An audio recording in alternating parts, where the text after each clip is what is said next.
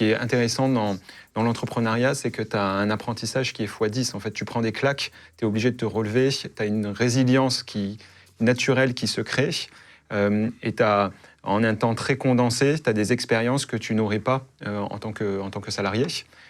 Et donc, c'est ce que j'ai voulu aller chercher. Donc là, tu reviens en France, tu as contacté, c'est TechCrunch, ça s'appelle, pour interviewer. C'est quoi exactement?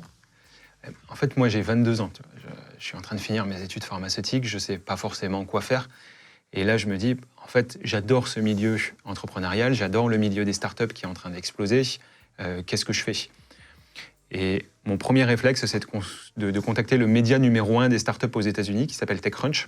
Ils avaient une antenne en France et je leur ai dit, voilà, de manière bénévole, je veux bien écrire sur des startups, les interviewer pour essayer de comprendre comment ça fonctionne. Et je me retrouve à écrire des articles sur des startups alors que j'ai 22 ans. Et au bout d'une vingtaine d'interviews de fondateurs, je me dis, en fait, c'est possible, moi aussi, je vais créer ma boîte.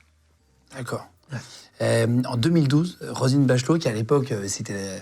avant d'être chroniqueuse et tout ça, télé, parce qu'il y en a plein qui la connaissent peut-être pas d'avant, était ministre de la Santé, Roselyne Bachelot. Elle annonce que les médicaments sans ordonnance pourraient être vendus sur Internet à l'époque. C'est une révolution.